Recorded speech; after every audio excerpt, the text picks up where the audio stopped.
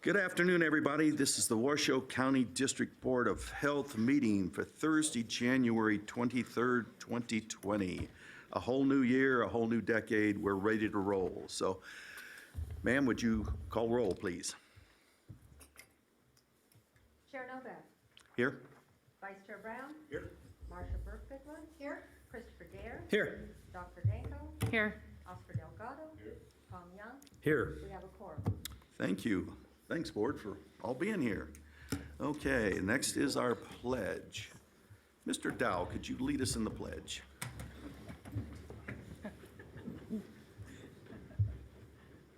Allegiance to the flag of the United States of America and to the republic for which it stands, one nation, under God, indivisible, with liberty and justice for all. Thank you, sir. We are now open for public comment. I have one public comment. Where'd you go? Oh, there you are. Okay. Mr. Pipkin.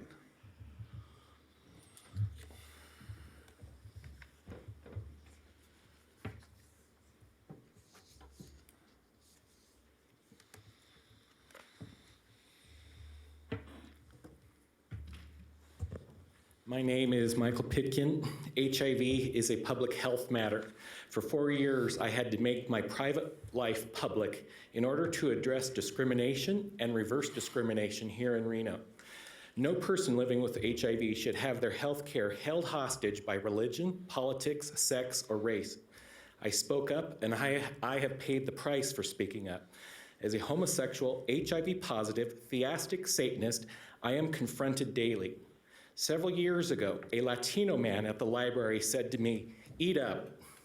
I just ignored him, assuming he was harassing me for being fat and on food stamps. 5 years ago, my specialists were concerned about my kidneys. Here in Reno, I was ignored when I complained about pain. Last year, it abnormally intensified. I was having extreme pain. I could not sleep, my arms were going numb. Eventually, I could not even walk a half a block, and I was short of breath. I had about 50 heart attacks, and 10 laid me out flat on the sidewalk. Mind you, heart attacks do not happen at the same locations and at the same times. The word on the street is that advanced technology is being used against me. Again, my doctors here ignored me. It was at that point I remembered the man saying, "Eat up." Last year, I immediately stopped eating all food in my home. I stopped taking all medications. In this bag, I have $50,000 worth of medication. If I have to save my life and ruin my kidneys, I will do it, even though I am being refused better meds that will not. When things get out of whack, sometimes you have to take a medication holiday. One day after I stopped, the pain in my kidneys went away. 5 days later, the pain in my back and spine went away. 2 days later, or 2 weeks later, I could walk again, and the heart attack symptoms went away. Has someone poisoned me in my own home, or did my doctors violate their duty of care and refuse to listen to me, or both? I feel much better, even though I am heading into AIDS. I had to save my own life by taking my life into my own hands when my doctors would not. I have made my story public for when this happens to someone else, and it will here in Reno. You all should pay attention. As leaders of my health care, this body is legally bound to a duty of care. Thank you. Thank you, Ms. Pitkin. Okay. Item number 4 is approval of the agenda. Do I hear a motion to approve? Move to approve, as is. Second. Second. All in favor? Aye. Good. All opposed? Carries unanimously. Okay. Mr. Health Officer.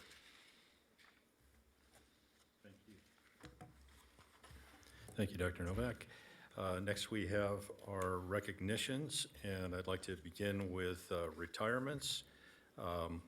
We have a retirement of a community health aide with WIC, Frank Cobble, who is not attending today, but he retired from the health district on December 21st of 2019 after many years of service in with our WIC program, so congratulations to him on his retirement.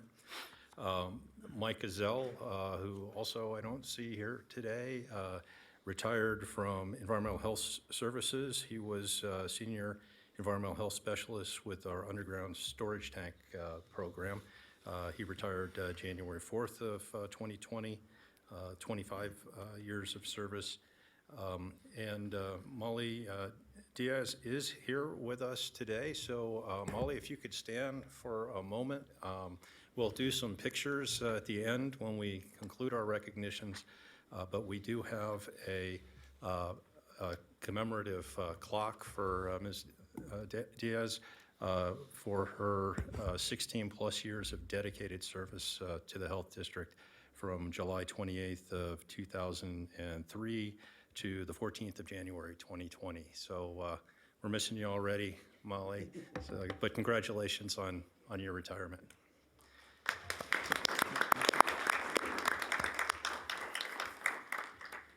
For years of service awards, Irene Ramos Hernandez with 25 years of service in CCHS, our Community and Clinical Health Services, and I don't think Irene is able to attend today.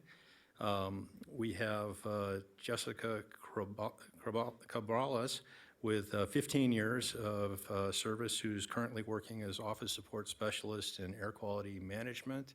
And is Jessica's hard at work, okay? We have Mr. Jeff Jepson, 10 years of service with the Air Quality Management Division. Please stand, Jeff. Congratulations and thank you for your service to the Health District. Chantel Batten, with 5 years of service with EHS, is not able to attend today, but congratulations to her. And we do have Victoria Nicholson Hornblower. Victoria, congratulations on 5 years of service as public health nurse too with CCHS. So thank you very much. We have a promotion of Eric Lamam, who is coming to us from Animal Services within the county, but new to the Health District as an Environmental Health Service trainee, and I don't believe Eric is attending today, but congratulations to him. We have a number of new hires. Martha Kasike is here. Please, Ms. Sobro, would you like to do an introduction? Oh, Lisa is going to do it. Okay, if you could come forward and do an introduction, that would be fantastic.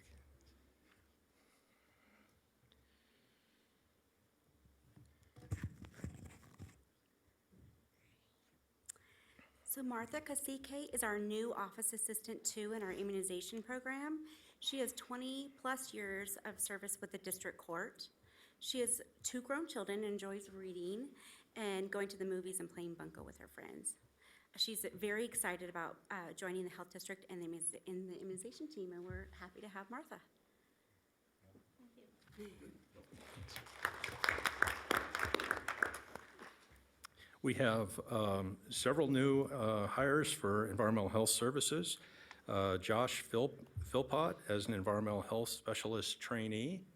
And yes, come on forward.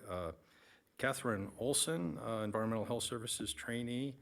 Narcisa Perez Zapata as an Office Assistant 2, and Heather Burris as an Office Assistant 2. And they're not all able to be here with us today, but I'm going to turn it over to Ms. Albee for introduction. Hi, good afternoon. This is Catherine Olson. She goes by Kat. She's one of our new Environmental Health Specialist Service trainees. She is a recent graduate from University of Montana, where she got her master's degree in environmental studies. So she's relocated down here, and we're really happy to have her. I apologize for not having all of our trainees here today, but once they get into the system, there's a very rigorous training schedule that they go through so that they can hit all of the various programs that we have in EHS. So we have a lot of people out in the field getting the training that they need. And I will say that Josh Philpott, Kat, and also Eric started 2 weeks ago. The other 4 started on Tuesday. So we've got them in and hitting them hard. Narcissa, who goes by Narcy Perez Zapata, and Heather Burris are our office assistant twos at the front counter. So we are very happy to have them. We've been down to 1,082 at that position, and it's a very busy counter, so we're happy to have everybody on board. So, thank you. Thank you. Please. And stick around for a picture here in a few minutes. We have a number of shining stars, and I'm proud to say that since the inception of the Shining Star Recognition Program in the county in November of 2017, we have 647 Shining Star Awards for Health District employees. So quite impressive work and customer service being provided. So with 3 or more Shining Stars, we have Maria Magana, and I think she's hard at work. Angela Penny, also working hard. Sheila Juskew, busy serving our patients. Michelle Corral, I believe we have Michelle here today, so congratulations, Michelle. Thanks for joining us. Maricela Caballero, who also is not able to attend, and Teresa Bennett. So congratulations to all of those individuals. With 10 or more Shining Stars, we have Maria Isabel Scheides, who is not here, but we do have Victoria Nicholson Hornblower with 10 or more, so congratulations. And also Jessica Cabrales, who can't attend today, with 10 or more.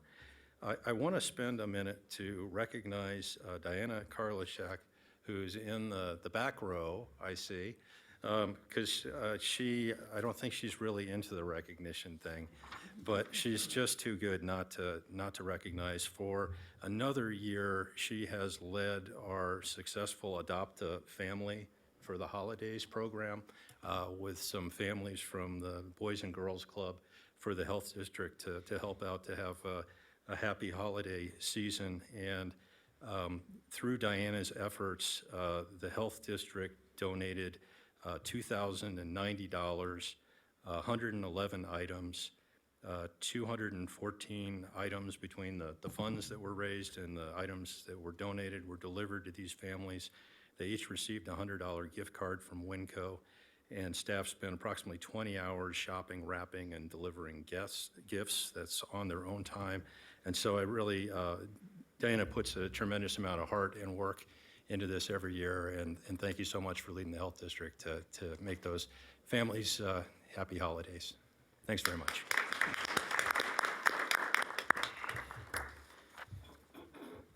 And with that, that concludes the recognition, so why don't we take a moment to do a few pictures.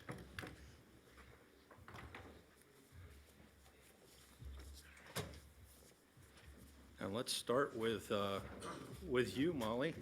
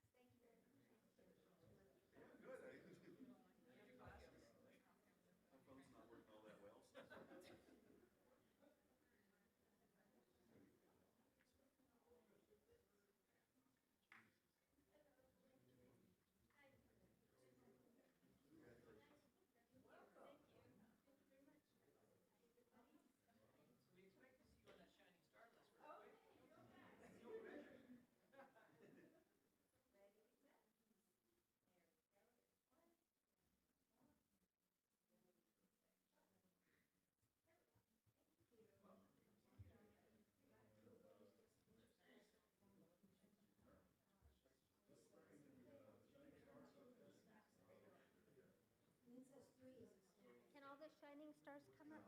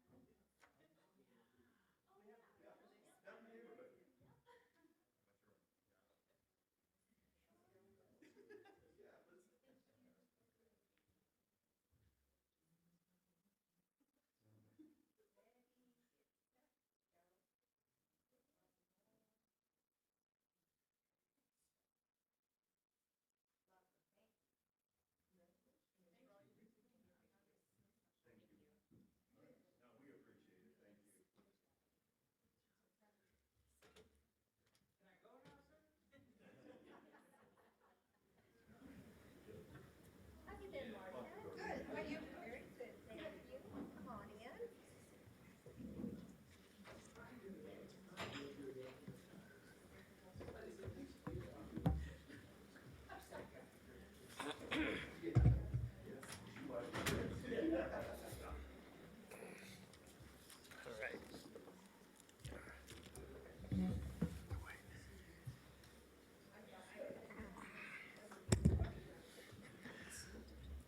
Okay, we've done the fun stuff. I appreciate everybody and all you do for us all the time. Welcome to our new members and new hire.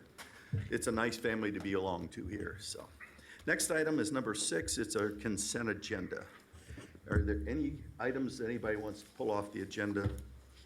Yes, Chair, I'd like to pull D, and we just hold it for our next meeting, because there's some things I'd like to talk about with that. And so I'd like to approve consent items A through C and E, and just hold D. You want to just table? Just table, we could table D, that'd be great. Okay. All in favor? Is there a second, though? Oh, second. Thank you. Now still. All in favor? Aye. Opposed? None. Item D is tabled until next meeting. Okay. Okey doke. Item 7, Mr. Dowell, all dressed up for the occasion.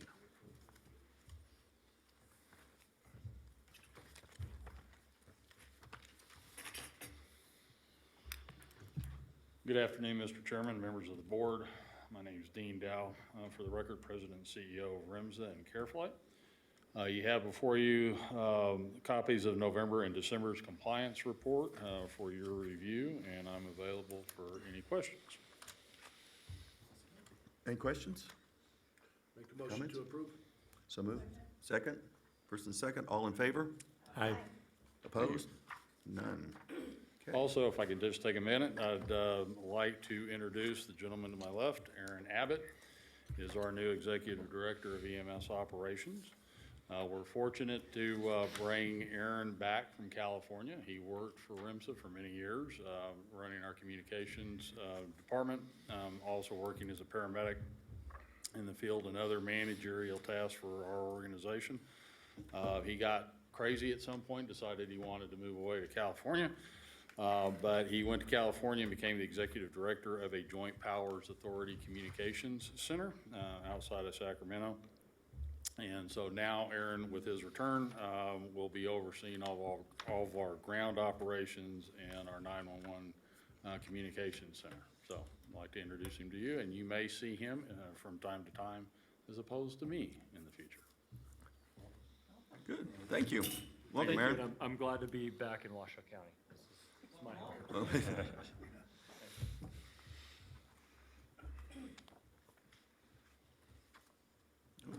Okay, we're going to have a public relations update. Thank you, Mr. Chairman.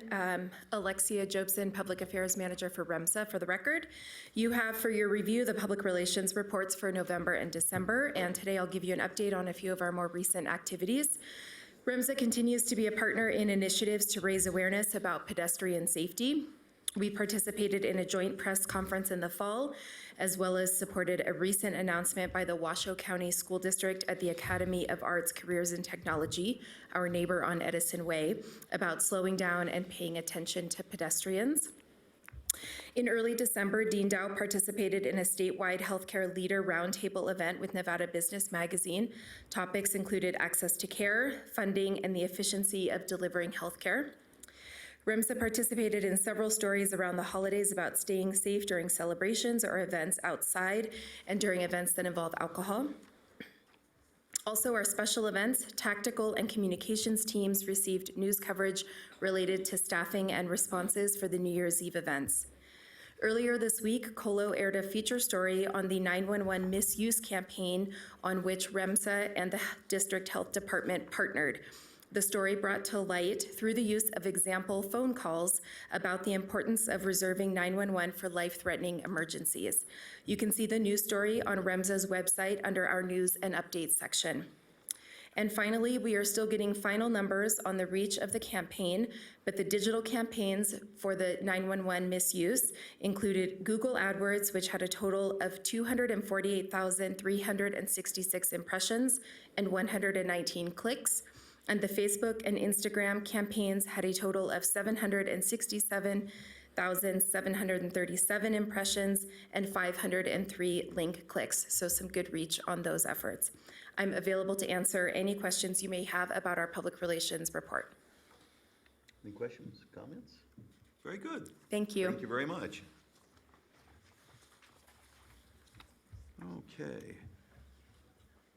Okay, Ms. Conte is here. We're going to discuss the REMSA franchise compliance report. Good afternoon, members of the board. Christina Conti for the record. My last duty here as a health district employee is the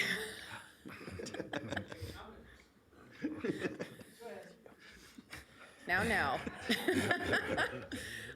The REMSA compliance report, this actually is not my body of work either. This is Brittany Dayton's work, what she did right before she left, so I'm going to be presenting the compliance report on her behalf.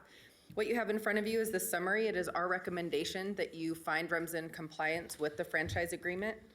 There's the compliance report that goes through each article and the analysis associated, whether they met the requirement or not. And then what you have behind it is your approved checklist, and that shows who the responsible party is, what date it was received, and what the documentation is agreed upon to say if all of these things are met, then compliance with the franchise agreement would be the recommendation.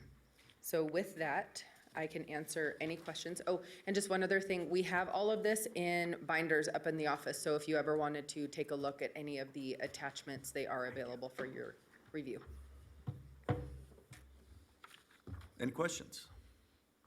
Comments? I'll move to accept the report as presented. Second, first and second, all in favor? Aye. Opposed? Nice. We will miss you. Thank you. I understand you're going to be close to the neighborhood anyway. Yep, I'm gonna start working for Mr. Delgado. Oh, Oscar, I'm sorry. You know, over at Sparks, we might give you a better offer if you just come on over and let us know what that contract looks like. I'll keep that in the back of my head. There is a probationary period, you know. Everybody's on probation. Thank you. Thank you. Okay. Ms. Albee. Mr. Dick? Is this going to be a tag Thank you. team? We're going to tag team it, and this item was a request from Councilman Dare from our last board meeting, and so I think Charlene is going to kick it off, and then I'll wrap it up. Thank you. Good afternoon, Mr. Chair, members of the board. For the record, Charlene Albee, I'm the Division Director of Environmental Health Services. I don't believe that there's many people in this community today that have not seen on the news, have not heard somewhere, or seen the impacts of homelessness in Washoe County. These pictures were taken recently along the Truckee River and show the impacts that we are seeing from an environmental health services standpoint, that we recognize the issue, we realize the problem, and hopefully this presentation is going to give you some background into what we can do and outline our avenues that we can work through to hopefully correct some of the situations. In general, Environmental Health Services operates in this area as a regulatory agency, and anytime you have regulatory authority, we have the statutes that we operate under. So these are your regulations that have been adopted that we operate in under. Section 040005 is our solid waste, which is really just identifying if you have a situation that falls into any of these categories, whether it's a hazard or it's unpleasant or a nuisance, that is something that we consider a waste issue. Once an issue is identified, then we have two separate regulations, 040010 and 050115, that essentially both say it's ultimately the responsibility of a property owner to correct the situation, that the waste occurrence on their property. And that includes cleanup, storage, if you have to do something along those lines to contain it, transport and disposal of the waste. As you look at these regulations, nowhere anywhere does it say anything about authorizing, prohibiting, approving, having anything to do with just camping. That's not where our authority is. So it really is just in dealing with the waste that could be generated on any property, whether it's a homeless encampment down on the river or if it's somebody's really nice house that's turned into a hoarder that we have a situation there we have to deal with. As we deal with these, we respond to complaints as people notify us and say, hey, we have a situation in our neighborhood. We think that it's a health complaint. We want you to come out. This is the process that we handle for all complaints. We get the complaint, we create a record in our Excella permitting and data system database. It gets assigned to an area inspector. The environmentalists will go out and they will actually verify, is there really a complaint? A lot of times we get pulled into the neighbor disputes and he's a bad guy and he's a bad guy, and we go out there and really nobody's a bad guy, and we try to facilitate communication if possible, but the inspector will go out and validate there's a complaint. If the complaint is validated, there is an identified issue. We do take pictures. It's very similar to a police investigation. You have to document what you found so that you have that in the record. Once it's validated, we will send a letter which is a notice of violation. There's been a lot of misinterpretation in the public lately that we were issuing citations. These are notices of violation. It's letting a property owner know that we have documented a waste issue on their property, and by our regulations, they're required to clean it up. We do allow 14 days, which is actually a little more than the regulations identify, because we realize that some of these issues can be pretty enormous, and it's a big effort to get that. So we do really try to work with the property owners to be able to get it cleaned up in a reasonable amount of time. Once they get it cleaned up, the inspector will communicate with the property owner, try to help facilitate if there's resources we can help. We, try to send them in the right direction. We do not have the budget to pay for all of this, so we try to point them to the resources to get things corrected. Once it's corrected, the inspector goes back out, will validate and verify that it's been cleaned up. Again, we take pictures, so we have before and after. We can see the improvements that have been made. We will then close the case out. On occasion, we do have people that do not respond. We will send them a second warning notice that, hey, you didn't make the first one, this is what's going to happen if you don't make the second one. And if they still don't comply, then we will go to a citation, which is a criminal misdemeanor, and it does go to court. That does not happen very often, but it's not never happened, so. Typically, we've found if you can communicate with an owner, that they will be more than reasonable to try to get it, facilitate the cleanup and abatement. So to date, based around just purely the homeless encampment complaints that we have received, these are the entities that we have issued notice of violations to. City of Reno became a target for one of the community members who was actually driving around town snapping pictures. In the process of trying to get those properties, found out he identified a bunch of other properties. So we have tried to be as consistent as possible as how we deal with our private property owners as with public agencies. That's the best we can do is be transparent, consistent, and make sure that we're not being heavy-handed one way or the other. So the City of Reno has received notices on all of the properties that have been identified. Washoe County received some notices. Truckee Meadows Water Authority was one along the river that was next to a pumping station that had homeless encampments. So part of that investigation, the inspectors will identify through the assessor's office who owns the property. So that's how we have identified these owners that have received their notice of violations. And then we have a number of private property owners that their property backs up down to the river, or they were associated and close to city properties, or some that were even just like out in Sun Valley that have gotten notices. So this is what we've done to date. That's on a response basis, that's what we have responded to complaints that we have received. They are effective. We do get cleanups. I can tell you that we've had at least one, I think Champion Park had 30-yard dumpster filled up and hauled out of there. We've seen tremendous efforts to clean these places up. Unfortunately, it really is a game of whack-a-mole. We've all seen those at the carnival. The property on the upper left is an area that was cleaned up.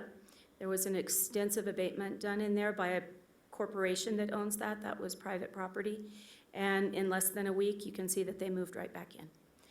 It really is not the solution.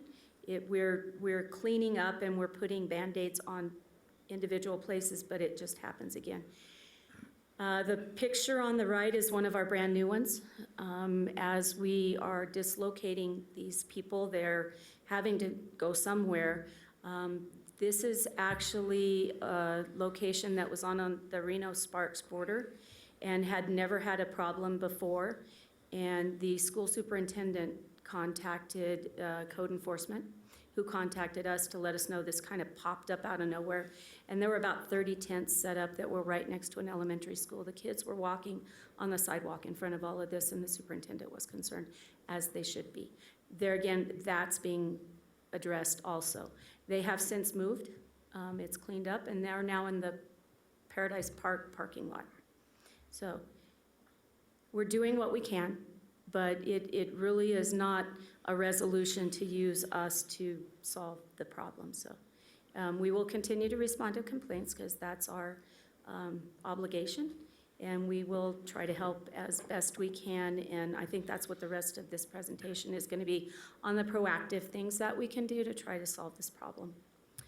One of those things is the Portland Loop project. The One Truckee Meadows, or the One Truckee River project,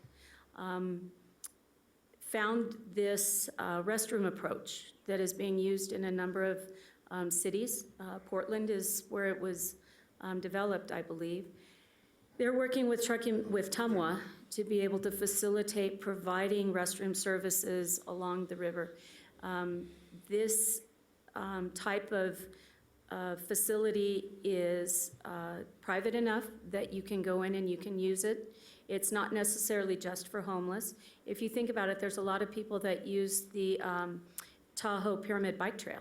There's no restroom facilities along that entire beautiful trail. So this is actually located where those people, those citizens could use it also. It's private, but yet it's open, so hopefully that deters some of the unwanted activities that may occur in there. There is a hand washing station on the outside of it so that you have complete facilities for public health and hygiene. They also, Jim English is one of our supervisors, working with this project, also increased the funding to include a bulletproof sharps container to be placed there so that people could dispose of sharps instead of having them strewn about the parks. So we'll see. This is the first one to go in. You can't say if somebody's going to use it or not until you put it out there and make it available. So this was a contribution from our tire fund. You see the dedicated funds in your monthly reports as to those funds that are only for waste management. This is an example of how those funds are being used. And it is going to be installed over at Broadhead Park. So I was told probably by May it'll be installed. There's, the logistics of ordering it, getting it, construction, all of that. So it's a proactive approach that hopefully will provide resources for people. So at that point, I will now turn it back to Mr. Dick. So just to add to the information that Ms. Albee presented, our contribution, I think, was about $14,000 toward operation and maintenance, and I believe that... I believe it went up to 16, I was told, because of the sharps container. Sharps container also, yeah. And, but I believe City of Reno also provided a much larger funding contribution toward that facility. And I believe, was TUMWA involved as well? They're the lead, I believe, on getting it. Yeah, so there was a shared opportunity to deal with some of the issues that were, especially Broadhead Park, for those that don't know, is right across the street from the RPD, right along the river. Yeah, just to answer that, Christopher Dare, the main portion of this did come out of TUMWA funds to purchase it. And then working with, our biggest concern was making sure it had maintenance, because we're not allowed to use the money for that portion. The money we had was capital in a sense. And so other people stepped up. And so this is the first of potentially a couple more going in, working with TUMWA, because the river is obviously very valuable to TUMWA and what we do. All right.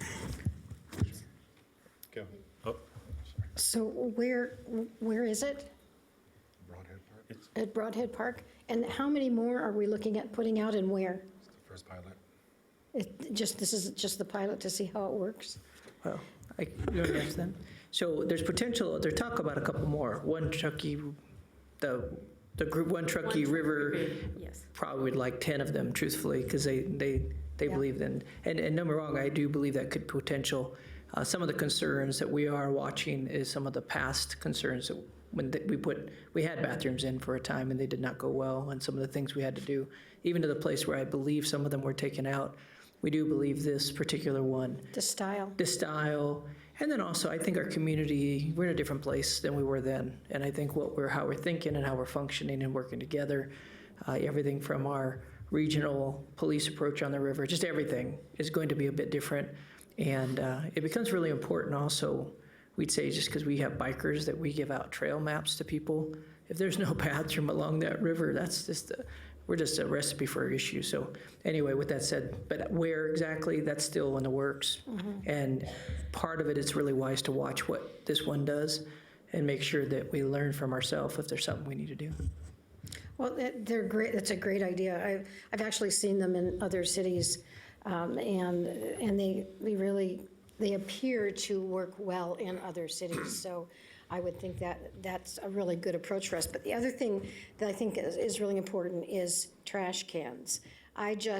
Each commissioner gets a certain amount of funds to make donations into their commission district. And I just donated a number of animal-proof trash cans along the park in Incline Village, along the trail in Incline Village, because that's such a problem there. And it's amazing how it's gone from being people just dropping stuff to people actually keeping it clean. So in a very short period of time, people realize, oh, there's a trash can, and they use it. So I really think that these are great ideas and innovative ideas. There's something different that we've never done before. And as we talked about on CHAB, this is really the direction we need to head. We need to be able to provide these types of services so that people do keep our community cleaner. So I do have actually two questions, Sure, though. go ahead. So I heard you mention Sun Valley. So there's a situation, and I can't remember the name of the road right now, where the county has, it's actually private property, but people dump stuff and we get it cleaned up and then they dump stuff. Is that an area that you guys are also citing the owner? We have gone out and actually looked at the assessor's maps and then gone out and looked at the property, done on-site inspections. Yeah. And the area that was just brought up that has a tremendous amount of debris on Yeah, it. it's awful. It's not trash that we would classify as trash, but it is, vehicles and things like that, is actually on county property. It's an easement along a road, so the easement goes around the private property.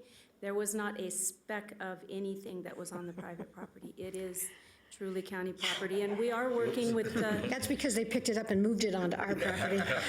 We have cleaned it up several times and it's back in. it's amazing how these little parcels are found and used, so. One of the things that we're worried about out there are batteries, because when they tow the cars out there, they leave batteries in them and the battery acid problem, and there's children out walking to school right past this place. So that we do continue to work on it, but it is an area, so you cited the county on it, so please continue to do that so it keeps the attention on us to make sure we keep it cleaned up. Absolutely. So then the other question I have is how are we, have our lawyers given us any clue as to how we're being impacted by the Boise decision? Which, as you probably are aware, is really a decision that was made, I believe, at the Ninth Circuit, and the Supreme Court refused to hear it. But it essentially says that people who sleep on the streets have rights. Let me take a stab at that, and I'll defer to our attorney if I go off course. But our authority is in regard to solid waste issues. And so we are not taking action based on tents and people camping. In fact, if there's a complaint that says, hey, there's somebody camping, there's a tent over here, do something about it, we say, well, we need to have some evidence that there's a solid waste issue to act. And so the Boise decision was about people that were camping. Right. And so we're not making a decision based on that. And our directive to the property owner is to clean up address the solid waste issue. So we're kind of outside of the sphere of what the Boise decision was. Our district attorney hasn't gone through it and given us a report on it yet, but I'm hoping he will do that here in the next couple of weeks so that we have some idea of how much trouble we're going to get ourselves into if we continue removing people from sites. And my understanding is that as far as, for instance, the city of Reno, if we're sending them a letter that's requiring the cleanup of the property, that they provide a notice to the people that are there, letting them know that it's going to be cleaned up. And so they're not arresting them or taking action against them directly, other than telling them they need to move, basically, so that they can clean up that area. All right, thank you. Yes, sir. Commissioner, I want to thank you for the health department in the sense of what you guys are doing out there. I know that it's hard to jump in the middle of a lot of all this going on. It's been a lot of work, not that you have other things to do, but your role is significant. And what it does is it helps hold accountable all of us to make sure we're coming down and keeping this safe and for the whole community. We have a lot of really people with good hearts that are trying to find good answers, and we're working together. There are some better answers I do believe are going to unfold, and I think some of them very soon. The county has definitely stepped up greatly, and I give you props for it in the sense of opening our place. That's going to open some new beds. There's a lot of things happening. Obviously, each of these individuals have to make a decision to choose to get help. We can't make them. But at the same time, there's a lot of good things happening, and we do believe we're moving in the right direction. But some of the stuff will unfold this year.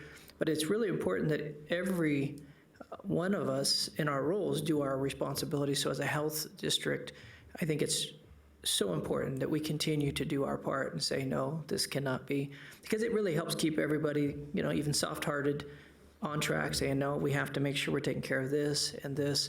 And so I appreciate it. And to all your workers, tell them, please keep up the good work. And we even appreciate your heart and, of caring for people. This is not we want to make sure we're safe. I mean, the water has to be safe, but not just water. It's everywhere we go. This is a community that we have a lot of kids and people living in, and it needs to stay a safe, clean place for that. So thank you. And I do want to just mention for the TEMWA, we will continue to look at that as we go. And it does take maintenance, though, and that's the one thing that maybe in the future, those are things we can continue to look at of potential. If we add more, we might need more people to step up or more entities, because that's something TEMWA, we won't be able to do that part of it. So, okay. Well, thank you for that. Staff has done a really good job in some really difficult situations, and we'll continue, and I appreciate your recognition of that. I do believe the Health District has a lot of good things that we can do in the future, and I believe that's what Mr. Dick is getting ready to present. Yeah, I do have some more to talk about as far as how we are working on the homeless issues and with that population. And one area is with our community and clinical health services. And so we provide services through our immunizations program, our STD and HIV testing services, family planning services, WIC, and tuberculosis. So we've, for instance, do vaccination clinics in partnership with the Salvation Army, and we're also participating in the Project Homeless Connect next week to provide services to the homeless, so we'll be providing immunizations there. We provide STD and HIV testing services. Part of our outreach includes the Northern Nevada Outreach Team as a partner, and they also work with the population along the river in providing condoms, promoting safe sex. They have sharps containers to be able to clean up needles, connect people with the syringe exchange program. And we conduct STD testing at the jail on a weekly basis, and there's a homeless population, of course, that ends up at the jail. We also have family planning services that we provide at the jail every 2 weeks. And we coordinate with the Eddy House and other agencies for promoting our family planning and our testing services, and we do work with the Eddy House for that. Our WIC program also serves homeless population, and they'll be participating in Project Homeless Connect.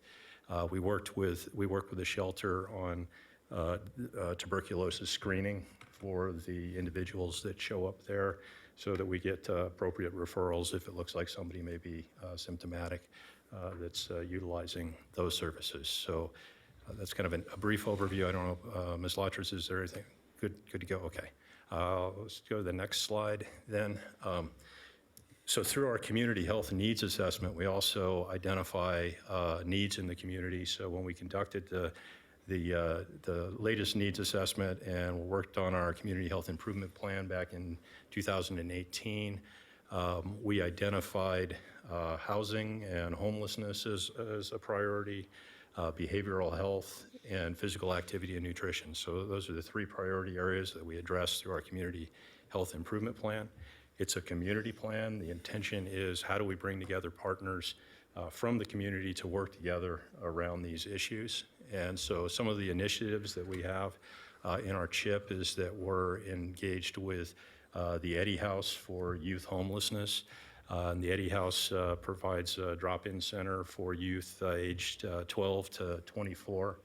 And this past year, we provided a $100,000 contribution toward the operation and maintenance of the new 24-hour drop-in center that they are providing in order to expand and be able to provide overnight shelter for the youth population they serve, as well as job skills training and employment assistance for those youth.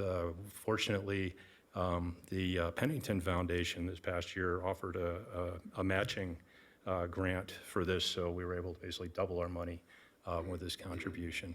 And part of that contribution is tied to their metrics on the populations that they're serving and the outcomes that they're producing. So we're going to get some good data back from that as well.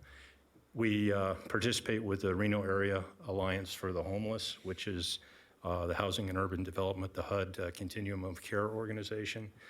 So they work on identifying the priorities for utilization of HUD funding toward the homeless population. They're working on a new strategic plan.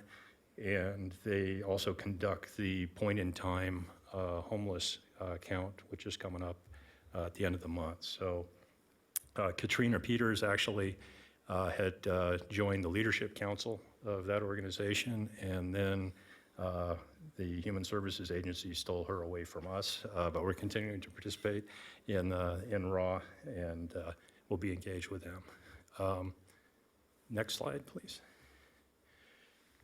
One of the things that we recognized, and I guess maybe back up a bit, I think everybody understands there's a lot of overlap between behavioral health and homeless issues, and the homeless problem is a very complex one to solve, and it's going to require all kinds of organizations working together to address that. But on the behavioral health side, what we recognized was that we have a number of case managers in our community that work through government funding that Washoe County receives, or they're in healthcare organizations or other groups, and they're somewhat siloed in the way that they're working with their clients. And so we established a community case management initiative to pull those case managers together to talk about how can we better do this so that we're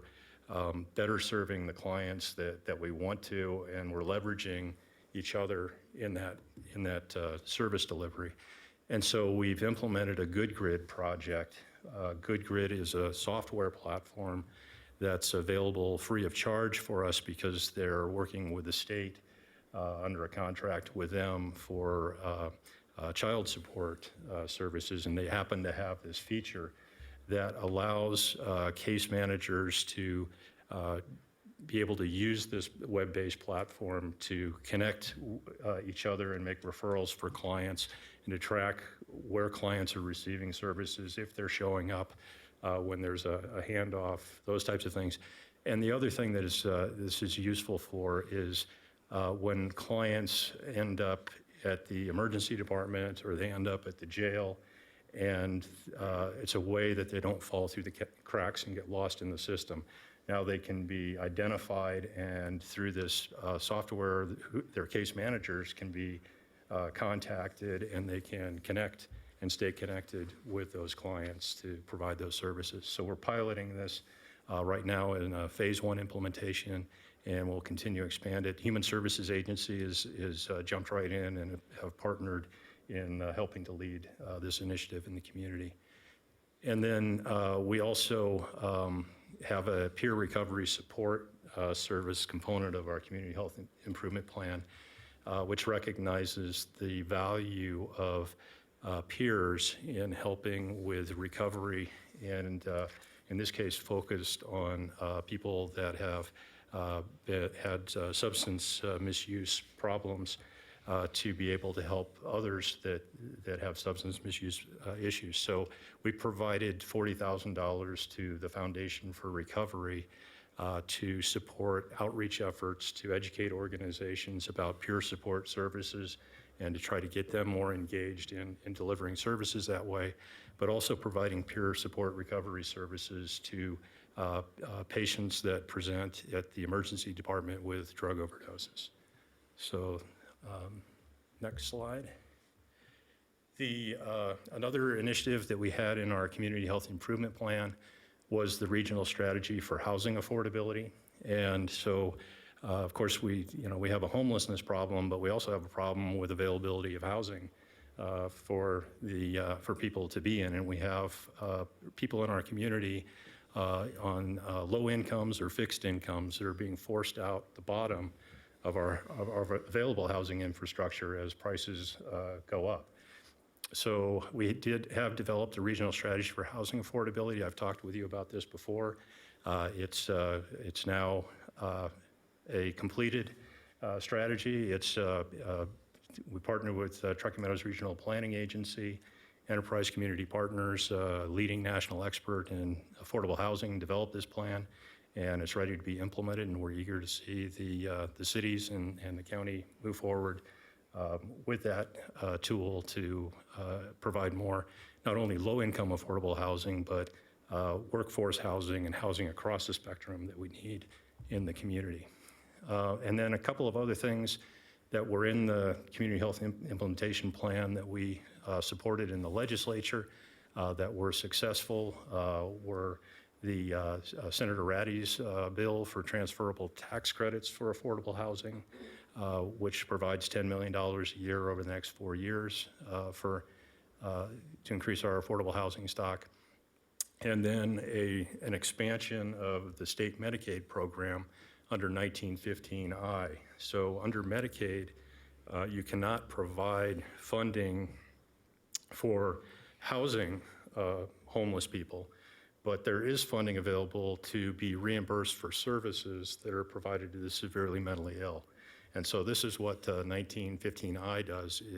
It provides for support services for people that were able to get housed so that they can maintain that housing. If somebody is coming from a situation where they've been homeless and living in that environment along the river, for instance, for some time, there's some adaptation required to be able to have a relationship with the landlord, whoever is providing that roof over your head, to be able to maintain your living situation there, and this would provide support for those services.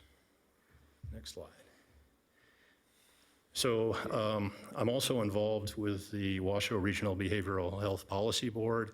I'm the vice chair for that board, and for the last session, we focused on crisis stabilization services as our priority, and we were successful in getting AB 66 enacted.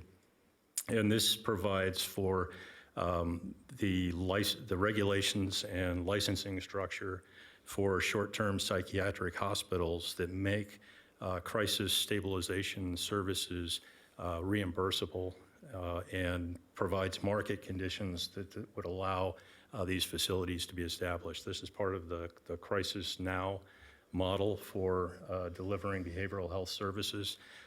And the city of Reno has a committee that's actually working on how can we get a crisis stabilization center set up here in the community, and there's actually a group going on a visit to Phoenix next week to see how they deliver those programs and services there. We also have a Washoe County Substance Abuse Task Force, and I'm also serve as a vice chair for that group.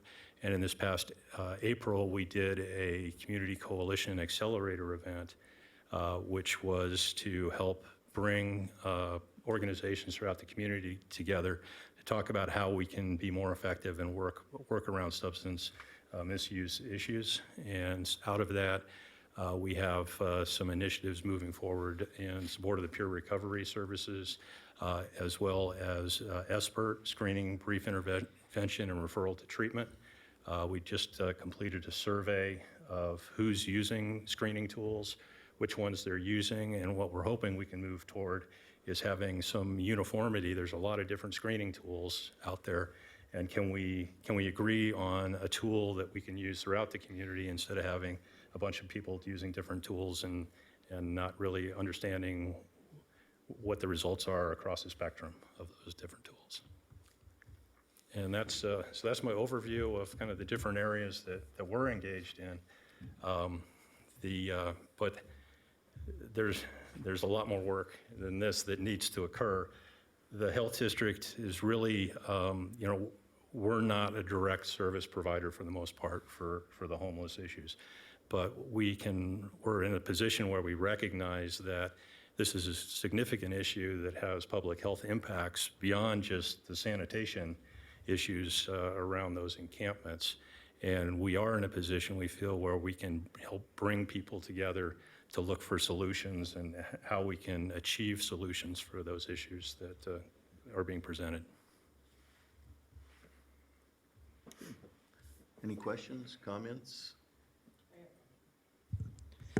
I have a couple. I have good news. One is I was just at Eddie House, and this coming Thursday, they'll be opening 24-hour service. And so that's way ahead of when they were going to, but as the need came and as people like our group stepped up and gave money, it made it possible.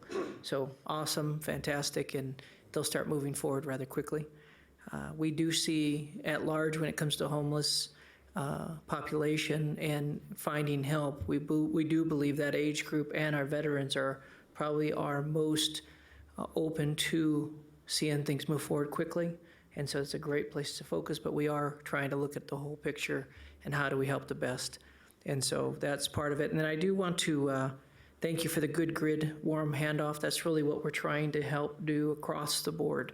And if anybody's working with our homeless population, helping, our whole goal is to make sure we have these warm handoffs that they don't get lost in the system of red tape or finding things. We want to help the best we can. And that is a big push for CHAB and our whole region of what we're doing. And then my final question for you is on the mental ill reimbursement, is there a classification? You said extreme. What does that mean? Who decides that? Is that something that we can tap into? I don't know that I remember this. So the term is severely mentally ill, and I don't know that I can give you an answer off the top of my head that's correct for that. But I did see that they are having some hearings on both AB 66 and 1915I coming up in early February on the regulations that are being put together in response to that legislation. So there may be some more information within those regulations, but I haven't had a chance to review anything yet. So they're getting the same questions I just asked. They don't have answers yet. That's cool. Thank you. Good job. Thank you very much. Thank you.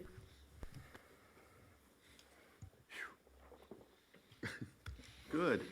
Well, moving along to staff reports, program updates. Let's see. We have air quality. Who's doing that, Kevin? That's Mr. Vega. Oh, Mr. Vega. You're on. Francisco Vega, Director, Air Quality Management Division, for the record. I don't have anything to add beyond what has already been reported, but I'd be happy to answer any questions. Questions, comments? I have one. Okay, we're here for a reason. I just want to say thank you. I had a great meeting with you yesterday, but I tell you, looking through your stuff, it's neat watching, getting in and seeing you lead forward.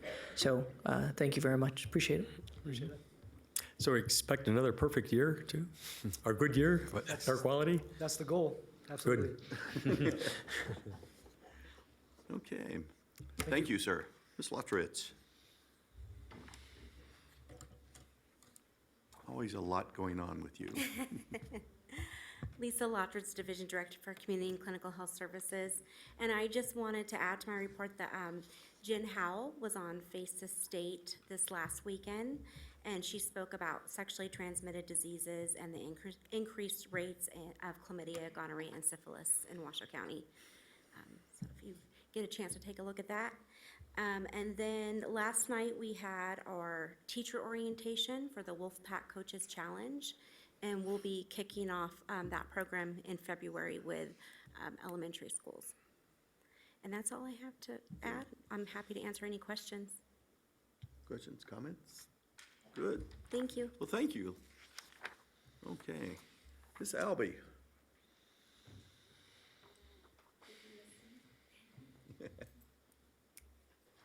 Hi, for the record, Charlene Albee, Director of Environmental Health Services. I don't believe I have anything else to add, but I'm available if there's any other questions. Good. Good, comments, question? Okay, thank you very much. Okay, Dr. Todd. See another carbenomace.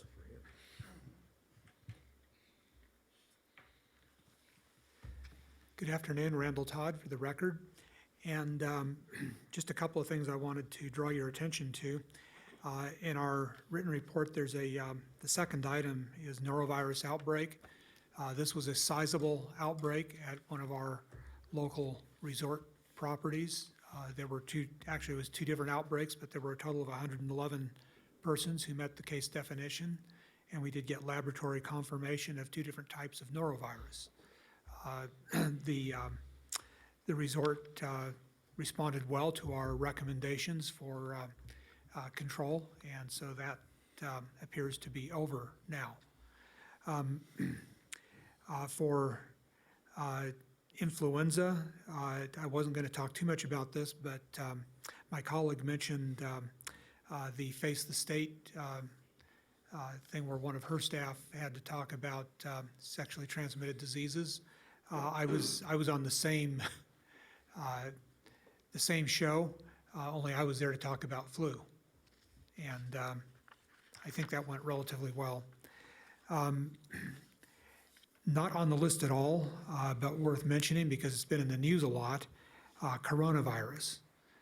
We fortunately have not had any local cases of this new coronavirus. We hope it stays that way, but who knows? There has been one case in the United States that was up in Washington State. What else can I tell you about? We have an upcoming exercise on January 28 at the Project Homeless Family Center event at Downtown Reno Events Center. We're going to be doing flu shots. Last year, we participated in the same event, and we vaccinated 131 individuals. That doesn't sound like a huge number, but this is a traditionally difficult to reach population, and so we're hoping we do at least as well this year. And with that, I would entertain any questions you might have. Questions, comments? Are we seeing the flu shift from B more into A like most of the country is right now? Yes. Our flu season started off a little earlier than the bulk of the nation. So we had an early peak. It wasn't a maximal peak, but it was predominantly influenza B. That started to go down. We're now seeing it start to go back up, but it has shifted to A. We don't know if we're going to see another large peak that will be predominantly A. Generally, if you have two peaks in one season, the first peak will be A, the second peak will be B. But this year, our first peak was largely B. Good. Thank you, sir. Just one question too. I just want to applaud the staff for handling, I think, sensitively and efficiently the norovirus outbreak, and it's a pretty big deal, and I'm glad that came to a good conclusion too. So. I'll pass that along. Thank you. Okay. Mr. Health Officer.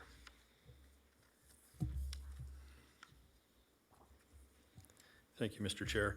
Well, I talked about a lot of other pieces in our community health improvement plan, so I'll just wrap up by talking about our 5210 initiative for physical activity and nutrition. That's 5 healthy servings of fruits and vegetables a day, 2 hours or less of recreational screen time, an hour of physical activity, and 0 sugary drinks. And we're continuing to make progress with this initiative in the community.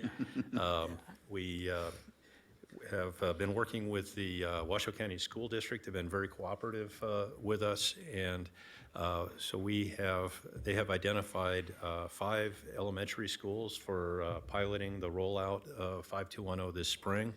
I think they've taken a very thoughtful approach. We met with the area's superintendent, and he then set up a meeting with the superintendents of each of the 5 areas that the school district has. And each of those areas has an elementary school, so we'll be working with that school and the superintendent so that as we learn from the experience in these schools, each of the area superintendents will be engaged and will be in a good position for scaling out further in each of the areas of the school district. We also had a kickoff event with the Chamber of Commerce, and so Washoe County is implementing the 5210 program as a chamber member, as a pilot site, but we now have 3 other businesses that we're working with to pilot the worksite 5210 program. And Community Health Alliance continues to implement the 5210 program in their pediatric practice, and they have worked with Northern Nevada Hopes, who is now implementing the 5210 program, and they're working with Renown for implementation of the program there. So I'll continue to keep you posted as we move forward with moving to successfully, hopefully, pilot this and move beyond the pilot to scale out further in the community. But I don't have anything else in my report. I would note an upcoming event that, actually a couple of upcoming events, let me mention. The Health District will be presenting in conjunction with school district staff at the Board of Trustees meeting on the 28th, Tuesday next week, on our outbreak response to explain to them how we respond to outbreaks. And we kind of have 2 different outbreaks that we respond to. One is one where it's an outbreak where it's a vaccine preventable disease, and the vaccines are required for school admission unless somebody's claiming an exemption for those. So we had a situation, pertussis, recently with a couple of schools. That's the first time in 10 years, over 10 years, that we've had one where we had that type of vaccine preventable disease where we were excluding students from schools. And the other type being your influenza-like illness and your GI type outbreak. So we'll be talking about both of those. And then next Wednesday, we have a ribbon cutting event that we'll be doing at Libby Booth Elementary School for the new renal form monitoring station that we've located there. So hopefully you'll see some coverage of that on the news. And I want to thank Councilman Dare, is going to participate in that as our air quality liaison from the board. Thank you. Good. Thank you very much. Questions, comments? Okay. Item number 11, board comments. Do we have anything that needs to be added to agenda for the future? Any comments need to be made? I have Yes, sir. one. I'd like to know what it is, if there's anything we can do when it comes to safety pedestrian on our end. I know we have different money sometimes to do an awareness thing. I mean, obviously, this is, every day it just seems like it just keeps going. And I think distraction on all ends is what seems to be the problem. But I don't know if there's some better education, something we can do. So it's breaking my, it's such a difficult thing to watch because every one of these are families and kids, and so.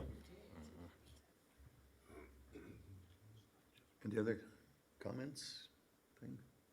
Okay, the one item, how do you want to handle the item D? Item D, my thought is if we can have you guys bring it back, maybe with some options on how to walk forward, some things to talk about on that. I think it just needs to be agendized that we can make a decision on how we move forward on fees. I think the fee structure, and I really do appreciate the new fee structure of how it's laid out. I think it just needs to be one of those things communicated well to our community. And with that said, I like that we're going to make sure that when someone has a fee, it's definitely something that painful in a sense. We just want people to follow the guidelines and the rules. But I just think it's how we go from what we've been doing to what our new level of what we do. And so it's just walking forward. So Kevin, do you feel comfortable knowing how to handle that? I think we've talked a bit. Yeah, I guess I'd just like to clarify, what I think you're really talking about is our penalty structure and our penalty Yes, calculation. penalty, I'm because sorry, I'm saying the wrong word, I got versus corrected the already. fee, yeah. So penalty, on our penalty, not fees, penalty, because it is something, definitely when somebody does not follow, we have no problem making sure that, they understand it, and even not necessarily a problem if they're a second or third offender, there should be an increase in that penalty.